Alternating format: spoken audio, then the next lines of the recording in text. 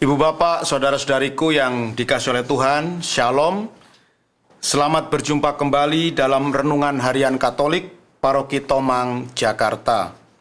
Hari ini hari Rabu, tanggal 20 September tahun 2023. Tema renungan kita hari ini adalah hati yang bersih, pangkal kebahagiaan.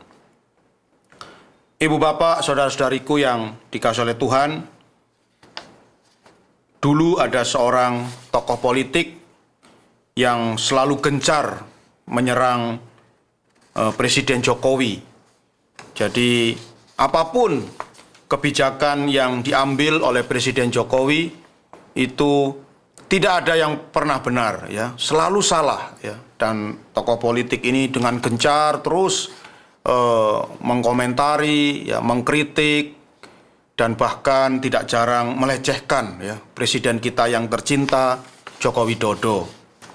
Namun anehnya ketika ketua umum dari partai di mana dia menjadi anggota bersedia menjadi salah satu menteri di dalam kabinet Presiden Joko Widodo, sungguh aneh, tiba-tiba tidak ada lagi suaranya, ya, seperti ditelan bumi. Tidak terdengar lagi suaranya, tidak tahu kenapa, ya. Nah, inilah ibu bapak, saudara-saudariku yang dikasihi oleh Tuhan, contoh dari orang-orang zaman ini, ya, orang-orang zaman kita yang menunjukkan sikap, ya, yang kata orang itu kalau bahasa Jakarta itu reseh, ya. Jadi orang yang suka reseh, suka mengomentari orang lain, ya, suka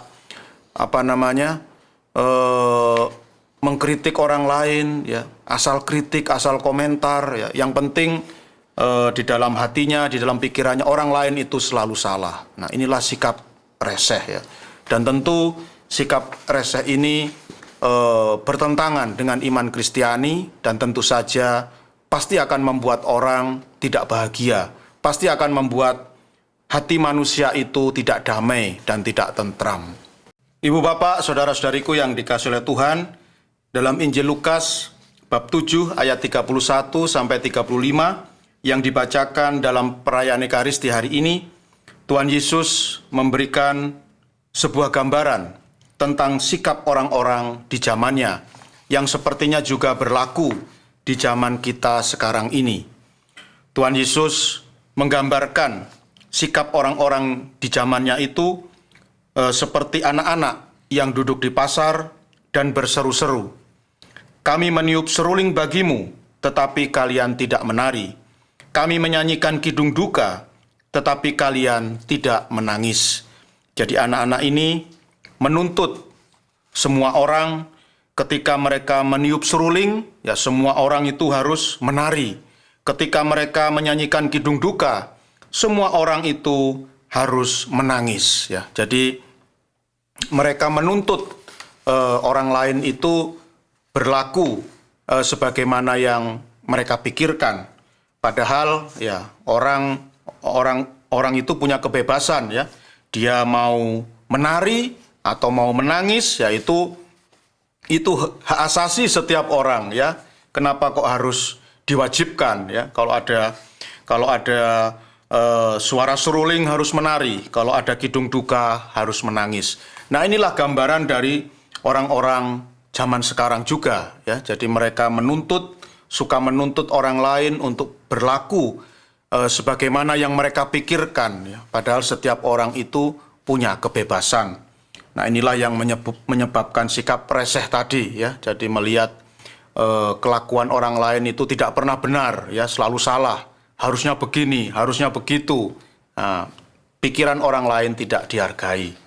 Dan juga Tuhan Yesus juga memberi gambaran sikap orang di zamannya itu dengan kenyataan konkret, ya. Ketika orang-orang di zaman Yesus, ya, ketika mereka melihat Yohanes Pembaptis datang dan ia suka berpuasa, ya. Yohanes Pembaptis itu suka berpuasa, tidak makan roti dan tidak minum anggur, maka orang-orang di zaman Yesus berkomentar, ia kerasukan setan, ya. Tetapi ketika Yesus datang, ya, ketika Anak Manusia datang dan ia hidup sebagaimana seperti orang biasanya makan dan minum, ya seperti orang biasanya membaur dengan masyarakat, membaur dengan masyarakat luas.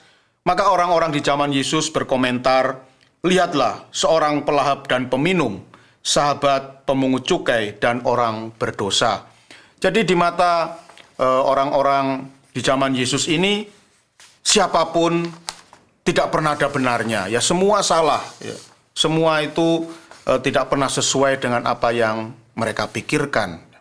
Dan inilah yang disebut dengan sikap reseh yang membuat orang pasti tidak akan bisa hidup bahagia, ya karena di dalam hidupnya dia hanya sibuk, ya dia hanya sibuk mengamat-amati hidup orang lain, dia hanya sibuk mengomentari hidup orang lain, ya sehingga tidak ada lagi yang bisa dia kerjakan, ya apalagi berintrospeksi, ya karena terlalu sibuk mengawasi orang lain, akhirnya lupa mengawasi dirinya sendiri yang tentu masih banyak kekurangan dan kelemahan. Ibu bapak, saudara-saudariku yang dikasihi oleh Tuhan, sikap hidup reseh ya, bersumber dari hati yang tidak bersih. Dan hati yang tidak bersih pasti tidak akan membawa kebahagiaan. Sebaliknya hati yang bersih, hati yang bening, hati yang murni, hati yang tidak suka menghakimi orang lain, pasti akan membawa kebahagiaan. Oleh karena itu, ibu bapak, saudara-saudariku yang dikasihi oleh Tuhan, marilah kita bersama-sama menjaga kebersihan hati agar hidup kita bisa berbahagia. Tuhan memberkati.